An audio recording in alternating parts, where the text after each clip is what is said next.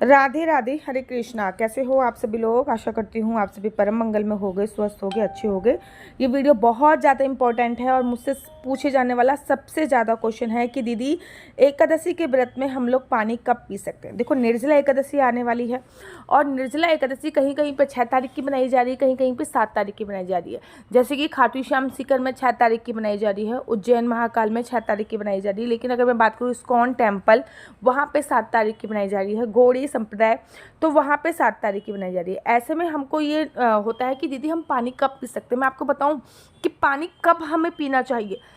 पानी पीने के 5 तरीके हैं। मैं आपको 5 तरीके बता रही हूँ, वो भी शास्त्रों के अनुसार बता रही हूँ। नंबर 1, जब आप कुल्ला करते हो तो कुल्ला करने से हमारा व्रत नहीं टूटता। बड़े लोग कहते हैं भैया आज तो निर्जला व्रत है, हम कुल्ला भी नहीं करेंगे क्योंकि हमारा निर्जला व्रत है। नहीं भाई, शास्त्रों में ऐसा वर्णन आया है। अगर आप कुल्ला करते हो, कुल्ला मतलब जब आप सुबह सुबह पेश करोगे, क्योंकि दंत शुद्धि के बिना तो आप व्रत नहीं रख सकते, तो दंत शुद्धि तो बहुत ज़्यादा आवश्यक है। और दंत शुद्धि तभी होगी जब आप मुख की शुद्धि अपनी करोगे। मुख की शुद्धि के लिए आपको आपकी अंजलि में, मतलब आप जब अंजलि इन द सेंस आपकी मुट्ठी के अनुसार जितना भी पानी आता है उतना पानी लेकर अगर आप कुल्ला करते हो, 12 बार मुख की शुद्धि करी जाती है।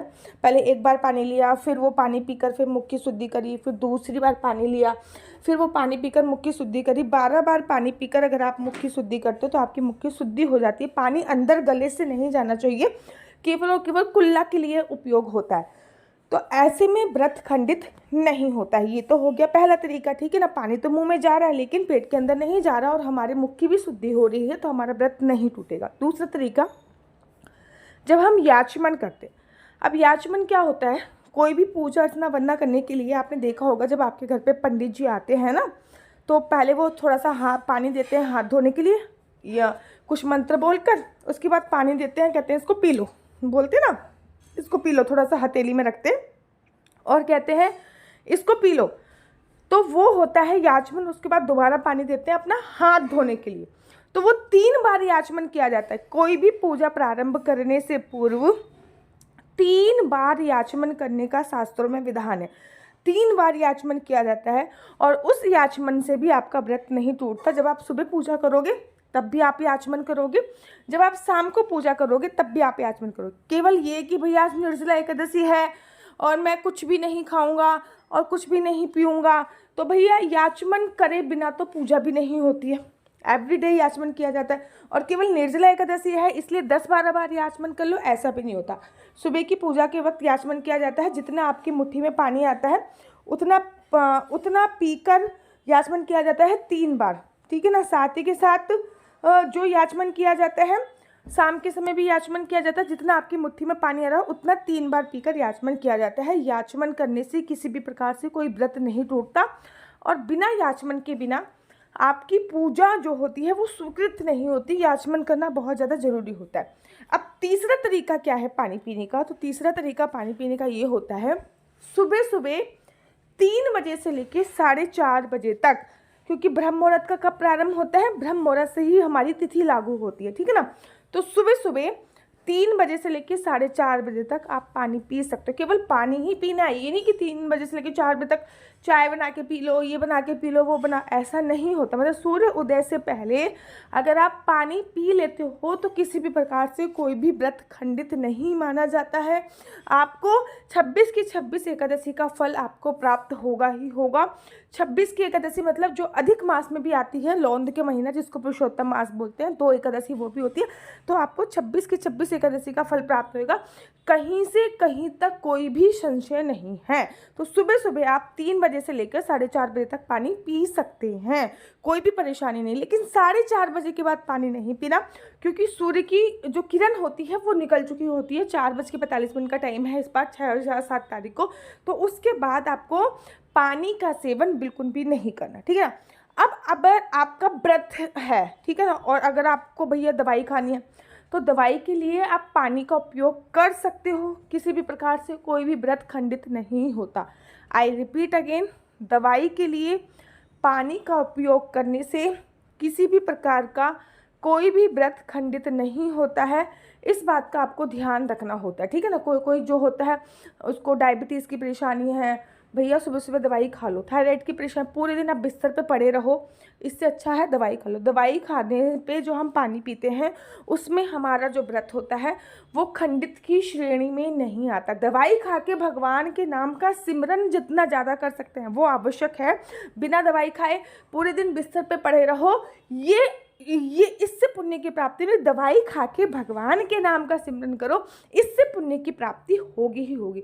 अब बड़े सारे लोग ऐसे होते हैं जैसे कि जो फीडिंग मदर होती हैं, जो है ना, वो क्या कर सकती हैं, सूर्यास्त के बाद भी पानी का सेवन कर सकती है। जो दूध पिलाने वाली महिलाएं होती हैं, या फिर मैं तो गर्भवती महिलाओं को देखो, मैं तो मना करती हूँ, मैंने भी नहीं रखा था जब मैं प्रेग्नेंट थी, तो लिटरली मैंने भी नहीं रखा था। मैंने खा पी के व्रत रखा था, लेकिन प्रॉपर खा पी के, निर्जला व्रत नहीं रखा था मैंने, ठीक है, जब मैं प्रेग्नेंट थी। तो जो बहुत ज़्यादा शारीरिक रूप से दुर्लभ है, बहुत ज़्यादा शारीरिक रूप से परेशान है, वो सूर्य अस्त से लेकर सूर्य उदय तक व्रत रख सकती है। मतलब जब सूर्य उग रहा है तब से आपने व्रत प्रारंभ किया, और जब सूर्य अस्त हो गया, सूर्य अस्त होने का जो समय है ना वो 5:30 बजे के आसपास, 5:30 6 बजे के आसपास का होगा, 6 तारीख 7 तारीख को, तो तब आप पानी का सेवन कर सकते हो। कहते हैं सूर्य उदय से लेकर सूर्य अस्त तक अगर आप व्रत का सेवन करते हो तब भी आपका जो ये व्रत होता है ना, ये निर्जला ही माना जाता है। किसी भी प्रकार का कोई भी संशय इसमें नहीं होता है, तो ये भी निर्जला ही माना जाता है। लेकिन एक बात याद रखो, आप जैसा संकल्प ले रहे हो वैसे ही आपका व्रत रखना है। आपने तो संकल्प ले लिया भैया मैं पूरे दिन पानी नहीं पीऊँगी, तो आपको फिर पूरे दिन पानी नहीं पीना। लेकिन अगर आपने ये संकल्प लिया है कि जब तक मेरे शरीर में सामर्थ्य है मैं पानी का सेवन नहीं करूँगी, जब मेरे शरीर में सामर्थ्य खत्म हो जाएगी तब मैं पानी का सेवन करूँगी। याद रखो, पानी पीने से व्रत टूटता नहीं है, पानी पीने से व्रत खंडित नहीं होता है, ठीक है ना। एक एकादशी के पुण्य की प्राप्ति आपको पानी पीने के बाद भी हो जाएगी, ठीक है। तो अपने शरीर के हिसाब से मैंने आपको 3-4 पॉइंट्स बताए हैं, अपने शरीर के हिसाब से आप ऐसा व्रत रख सकते हो, ये बहुत ही ज़्यादा सर्वोत्तम है। मेरा नंबर आपको नीचे स्क्रीन पे दिख रहा होगा, मेरा नंबर है 4/9-20-25-65। I repeat again, 4/9-20-25-65। आपका बच्चा जॉब करेगा या बिजनेस करेगा? बिजनेस करेगा तो किस फील्ड में बिजनेस करेगा, जॉब करेगा तो किस सेक्टर में जॉब करेगा, क्या है आपके बच्चे का लकी नंबर, क्या है आपके बच्चे का लकी कलर, क्या कुंडली में राजयोग है या नहीं है, कुंडली में संतान प्राप्ति का योग कब है, कुंडली के अनुसार विवाह का योग कब है, क्या कुंडली में सरकारी नौकरी का योग है या नहीं है, विदेश जाने की कितनी % संभावना है, कुंडली के अनुसार संतान प्राप्ति का योग कब है, हस्बैंड वाइफ की आपस में बॉन्डिंग बहुत अच्छी नहीं हो रही है तो हमें क्या करना है, ये सभी जानकारी मैं आपको कुंडली के माध्यम से प्राप्त कराती हूँ। याद रखिए, कुंडली देखना बिल्कुल भी फ्री नहीं है, कुंडली देखने के थोड़े से चार्जेस हैं, और इस नंबर पे मैं किसी भी प्रकार से कोई भी क्वेश्चन आंसर का रिप्लाई नहीं देती। ये नंबर ओनली कुंडली दिखाने के लिए ही दिया हुआ है। अगर आपको मेरी वीडियो अच्छी लगती है तो आप अपने यूट्यूब चैनल हरि बोल को लाइक शेयर सब्सक्राइब करना बिल्कुल भी मत भूलिए। तब तक के लिए मुझे दीजिए इजाज़त। राधे राधे, हरे कृष्णा। आप सभी को निर्जला एकादशी की अनंत और अनंत शुभकामनाएं। आपके क्वेश्चन आंसर का मैं इंतजार करूंगी। राधे राधे, हरे कृष्णा।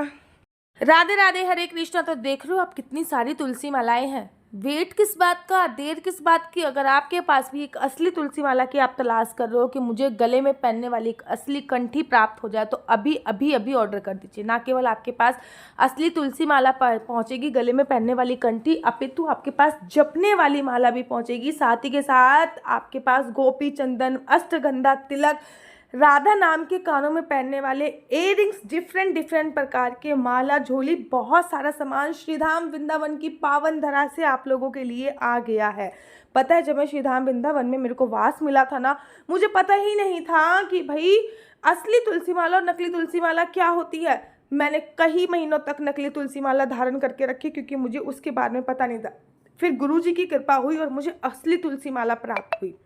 ना केवल आपको असली तुलसी माला मिलेगी, आपके लड्डू गोपाल काले हो गए हैं तो ये गोपी चंदन आप अपने लड्डू गोपाल को लगा के गोरा कर सकते हैं। इस्कॉन टेम्पल से जुड़े हो, राधा वल्लभ संप्रदाय से जुड़े हो, राधा माधव संप्रदाय पे जुड़े हो, तिलक बनाना नहीं आता तो ये तिलक का स्टैंड भी आप लोगों के लिए उपलब्ध है। ये तिलक का स्टैंड भी आप लोग इसका भी फायदा उठा सकते हो। ना केवल तिलक का स्टैंड आपको मिलेगा, अपितु राधा नाम के हार्ड शेप के इयररिंग्स हो गए, स्क्वायर इयरिंग्स हो गए, ट्रायंगल हो गए, ये सभी प्रकार के इयरिंग्स भी आपको उपलब्ध है। कितने सुंदर सुंदर है ना, सोचिए कितने सुंदर सुंदर है। और ये सभी चीज़ें आपको प्राप्त हो सकती हैं और बहुत ही सूक्ष्म अमाउंट में, मतलब बहुत थोड़े से पैसों में ये सभी चीज़ें आपको प्राप्त हो सकती हैं। अगर आप चाहते हो कि आपको ये इयरिंग्स प्राप्त हो, अश्वगंधा तिलक प्राप्त हो जो कि ओरिजिनल है, 8 प्रकार की चीज़ें इस तिलक में इंक्लूड होती हैं, लड्डू गोपाल को लगाने के लिए ओरिजिनल इत्र प्राप्त हो, क्योंकि अब तो गर्मी आ गई, गर्मी में इत्र सेवा जरूरी होती है।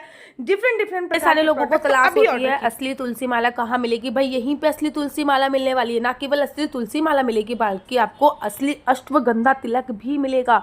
ये एकदम प्योर और असली अश्वगंधा तिलक है और माला भी एकदम 100% प्योर है। इसके साथ साथ तिलक लगाने के लिए आपको स्टैंड भी प्रोवाइड कराया जाएगा जिससे आप इजीली तिलक लगाते हैं। राधा वल्लभ संप्रदाय में हो गए, इस्कॉन टेम्पल में हो गए, इसी से सब तिलक लगाते हैं, ये भी आपको प्रोवाइड कराया जाएगा। इतना ही नहीं, इस पैकेज में आपको मिलेगा कानों में पहनने वाले तुलसी के असली राधा नाम के इयरिंग्स। कानों में पहनने वाले तुलसी के असली राधा नाम के इयरिंग्स आपको मिल रहे हैं। साथ ही साथ आपको बाल गोपाल लड्डू गोपाल को लगाने के लिए असली इत्र भी आपको इसी पैकेज पे प्रोवाइड हो रहा है। जल्दी से हमारी तरफ से मिलेगा आपको लड्डू गोपाल के लिए एक छोटी सी तुलसी माला, वो एकदम गिफ्ट होएगा। मतलब 500 रुपये में 6 चीजें। आप बात की श्रीधाम वृंदावन से डायरेक्ट आपके घर पे आएगा। डिलीवरी चार्ज आपको अतिरिक्त देना पड़ेगा। इस पैकेज का प्राइस है 500 रुपये। राधे राधे, हरे कृष्णा।